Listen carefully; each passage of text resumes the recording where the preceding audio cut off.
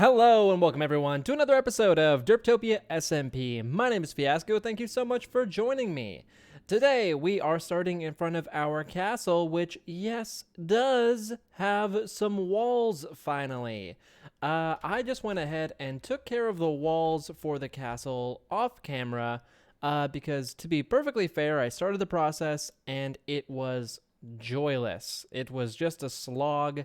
It was constant redesigning, constant figuring different things out, and it didn't make very good content. So I just went ahead and took care of it. It took me, I would say, at least 6 hours yesterday to do all of the walls connecting the towers. Totally worth it because, boy, does it make it so much more cohesive now. So some of the simpler ones, just going around the corners and whatnot, I didn't do a whole lot for.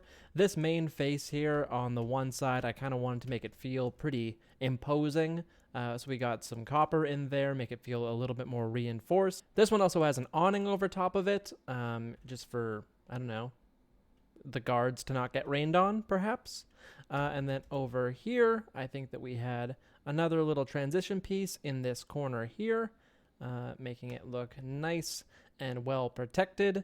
And I'm going to do something a little fancy later on, I think after we're done the main build, to connect this to this tower. I have an idea for a bridge that I want to put in.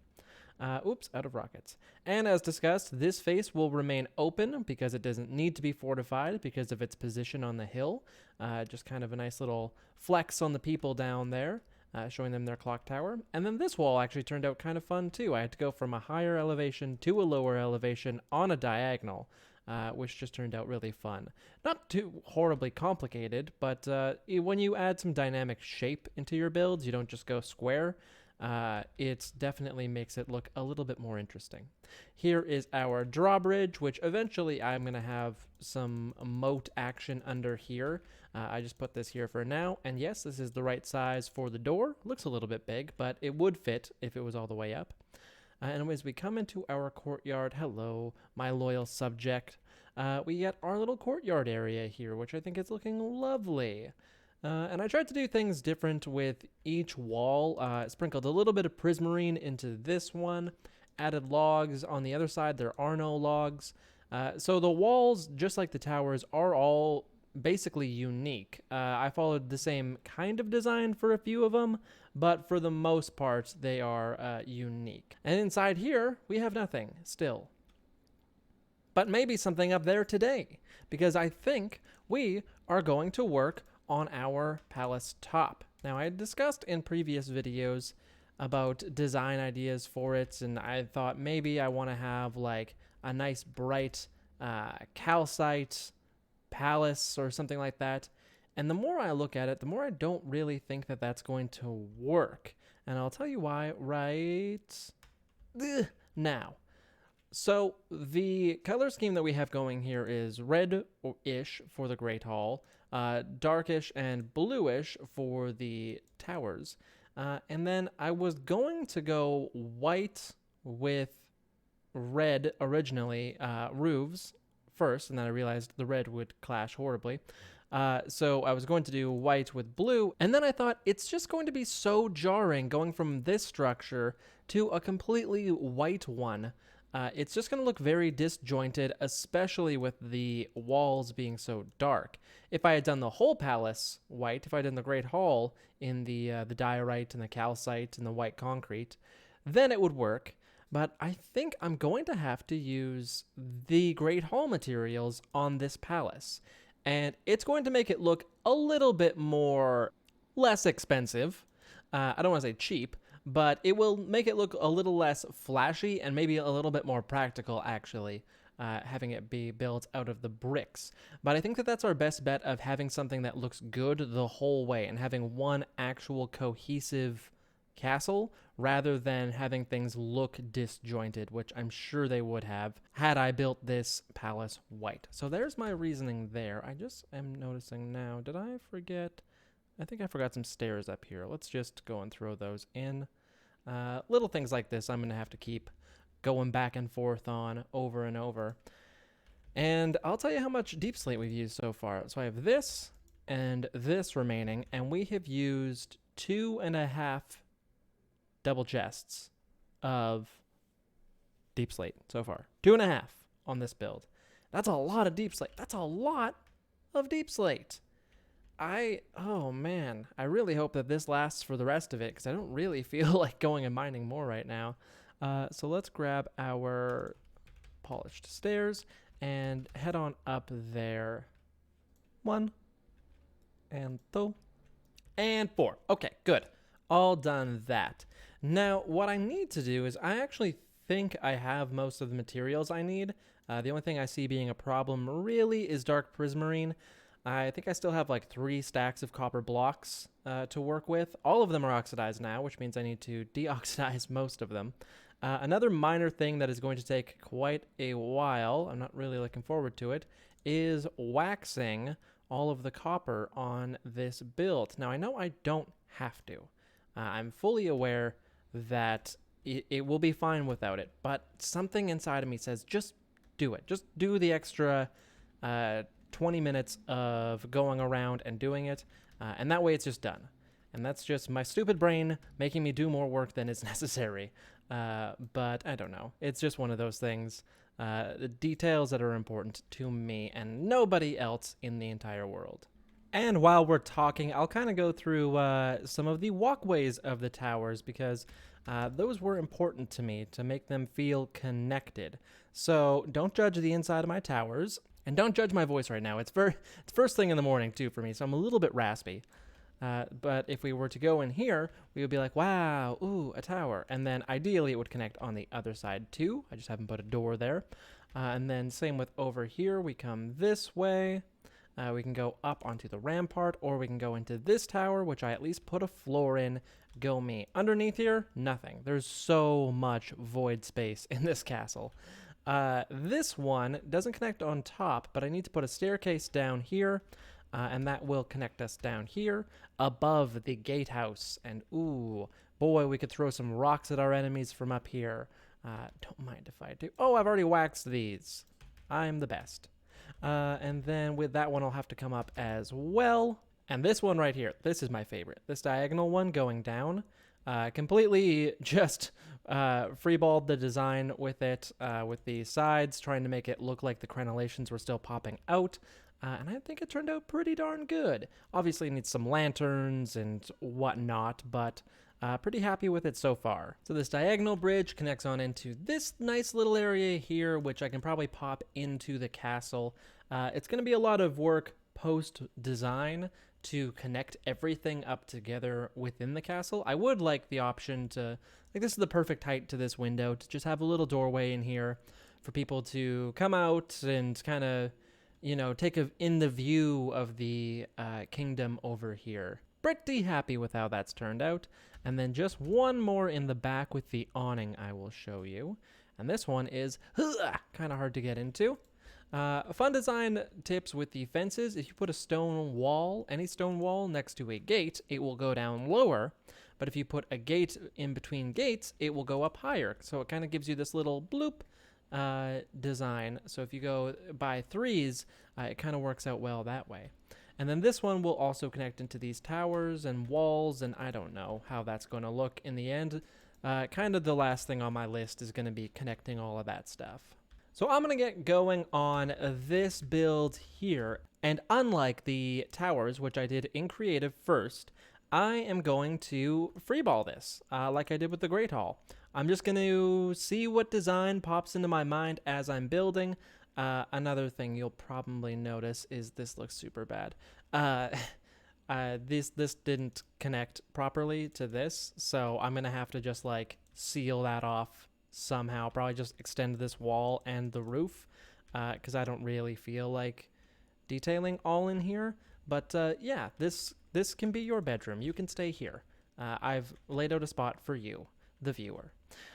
So I'm going to get building, and we are just going to see what happens. I have a pretty good idea of how this is going to look. Those 2 towers might not end up there. I think that we probably have enough tower action, and I would maybe like to have these flat spots up here to be green spaces. Anyways, you'll see what I mean hopefully in a minute here.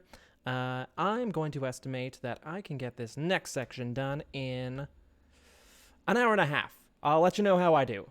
And that is all of the wool down, done and dusted. And even just taking down the wool and putting up a proper frame with brick took almost an hour. It is not a very quick process, but it looks a lot better now. These snow layers are killing me. I don't know what I am going to do about them.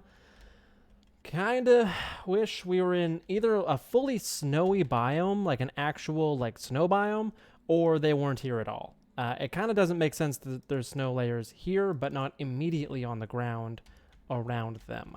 So we're gonna need to figure something out with that. And now comes the part where I rack my brain trying to figure out what comes next. And I think I will start with things that I know for sure will remain the same. This frame right here, for example, the roof is already butted up against it on that side and on that side. It's probably not going to get any higher or lower. That will be a good place to start.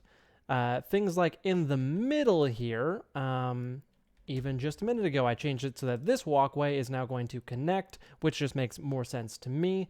Have an exit there, and then people can come and, like, you know, peep down here and do other castle-y things. So that is a little bit more fluid at the moment. It's not exactly clear in my mind how that is going to look. Plus, that is the faceplate to our palace, so it should look a little bit cooler. So I think probably I'll just try one of these sections back here. And if I can find a pattern or a design that I like in one section, it really helps me with the rest of it. This Great Hall is quite symmetrical, or at least the designs are very cookie cutter on the windows. So I will probably end up doing something cookie cutter up here too. Like this window or this wall won't be different than this wall. It doesn't really make sense that way. I also removed the two towers here and here. Don't really want them. I think that I'm going to put trees there instead and have kind of like a nice green space.